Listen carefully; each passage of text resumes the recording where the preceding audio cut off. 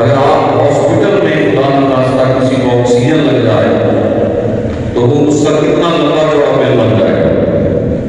کہ وہاں 4 گھنٹے اگر آکسیجن لگتی ہے تو اس کا اتنا بڑا بل بن جاتا ہے، اور مان جائے اس مالک کے جو بغیر کسی بل کے، بغیر کسی معاوضے کے ہمیں ہر لمحہ کو فری میں سارا کچھ عطا کرتا ہے۔ کتنا کریم ہے وہ، کتنی اس کی نعمتیں ہمارے اوپر،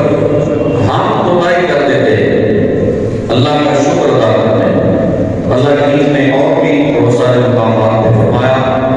انشکرلی والی والدین، اس کے علاوہ فرمایا فاذکرونی اذکرکم واشکروا لی ولا تکفرون، فرمایا تم میرا ذکر کرو میں تمہارا ذکر کروں گا،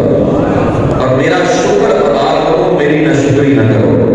تو یا اللہ کا شکر کرے تو کیا ہمیں ملے گا؟ فرمایا لئن شکرتم لازیدنکم،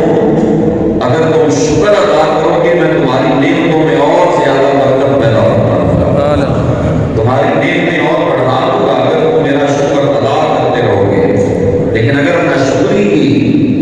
اگر میری نعمتوں کا کفران کیا، نعمتوں کا انکار کیا تو پھر میرا عذاب بھی بڑا سخت ہے۔ تو شکر ادا کرتے رہو، کس کا؟ اللہ کا، اور اپنے شکر کے ساتھ فرمایا والدین، صرف اللہ کا شکر ادا نہ کرو بلکہ جو تمہارے ماں باپ ہیں، جو تمہارے وجود کا ذریعہ ہیں، جن کے وجود کے دم سے تم دنیا میں آئے، اللہ نے سبب پیدا فرمایا انسان کی دنیا میں آنے کا۔ ایک تو حضرت آدم ہے جو بغیر واسطے کے پیدا ہوئے، اللہ نے ڈائریکٹ انہیں پیدا فرمایا۔ حضرت حوا ان کی پسلی سے نکلی ہے، لیکن اس کے بعد جو سلسلہ پیدا ہوا اولاد کا، نسل انسانی کے چلنے کا،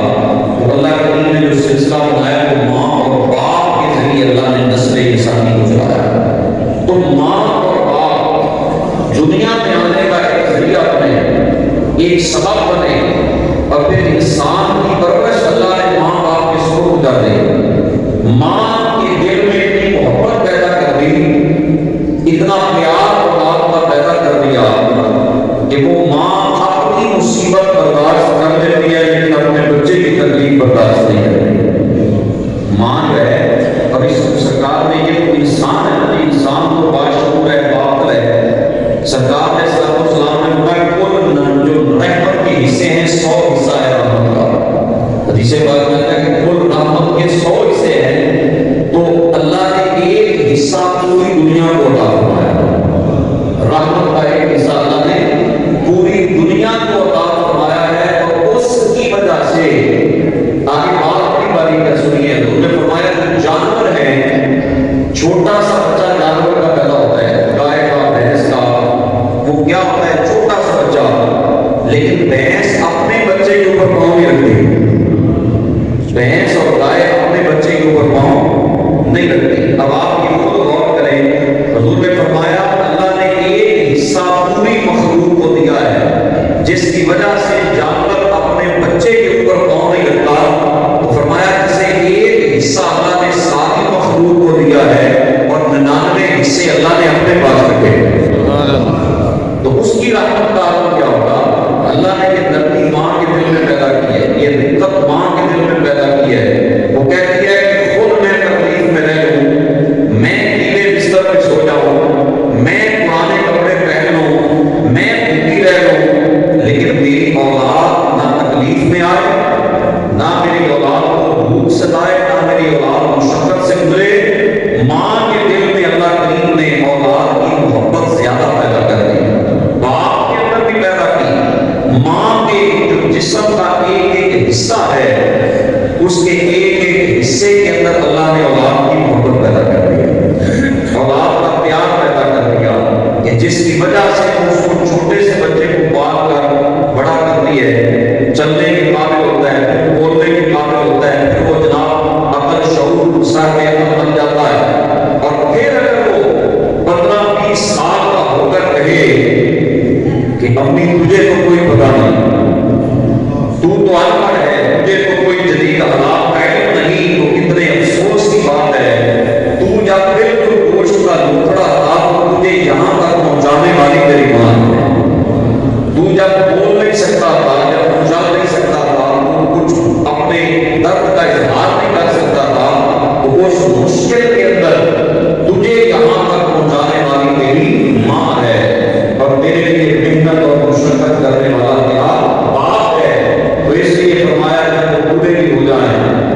تو کہیں ان کو بلا نہ دینا،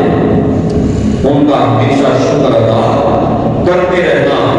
اور ان کے ساتھ حسن سلوک سے پیش آنا۔ اور جو قرآن میں دو مقامات پہ تقریباً ہے، مگر بات نہیں ہے احسان، والدین سے اچھا سلوک کرو۔ عدل نہیں فرمایا کہ ماں باپ سے عدل کرو، عدل کا حکم نہیں ہے، عدل ہوتا ہے برابری، عدل کا معنی ہوتا ہے برابری کرنا، کہ آپ مجھے کوئی چیز دیں میں بھی دے دوں، یہ عدل ہے، آپ میرے ساتھ نیکی کریں میں بھی کر دوں، یہ عدل ہے۔ فرمایا ماں باپ کے ساتھ عدل نہیں کرنا، عدل سے بڑھ کر ماں باپ کے ساتھ انہیں احسان کرنا ہے۔ یہ نہ دیکھنا کہ مجھے ماں باپ نے کیا دیا ہے، یہ بات کبھی بھی نہ سوچنا کہ انہوں نے میرے لیے کیا بنایا ہے۔ یہ ہمارے نوجوانوں کی زبانوں پہ اکثر ہوتا ہے کہ ہمارے لیے کیا بنایا بھی آپ نے، ہمارے لیے کیا جمع کیا جناب، آپ نے ہمارے لیے یہ کیا ہے۔ تو یہ بات کرنا یہ رب کی بھی نہ شکری ہے، ماں باپ کی بھی نہ شکری ہے، یہ بات نہ سوچا کرو، بلکہ ان کے احسانات کو ہمیشہ یاد رکھو اور ان کے ساتھ اچھا سلوک کرتے رہو۔ اور اگر وہ دنیا سے چلے جائیں تو دنیا سے جانے کے بعد وہ پھر اکثر لوگوں کو احساس ہو جاتا ہے، جب ماں نہیں ہوتی باپ نہیں ہوتا تو پھر وہ سوچتا ہے کہ یار آج ہوتے تو میں ان کے ساتھ یہ کرتا، ان کی یہ خدمت کرتا، لیکن اصل بات ہے ان کی زندگی میں ہم اگر ان کی قدر کرتے ہیں، جب تک وہ زندہ ہے، وہ کہتے ہیں نا کہ زندہ رہے تو جینے کی صدا دیتی ہے دنیا، مر جائے تو بڑھ جاتی ہے انسان کی قیمت۔ مرنے کے بعد ہم سب کو بہت سندر بنا لیتے ہیں کہ فلاں صاحب بڑے بہت سندر تھے، بڑے درویش، بڑے عالم تھے، بڑے فلاں تھے۔ مزہ یہ ہے کہ زندگی میں کسی کی قدر کی جائے،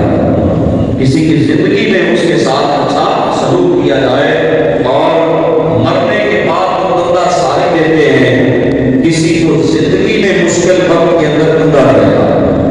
تو یہ ماں باپ کے ساتھ اچھا سلوک کرنا، نشکر لی والدین، یہ اللہ کا حکم ہے۔ اللہ کے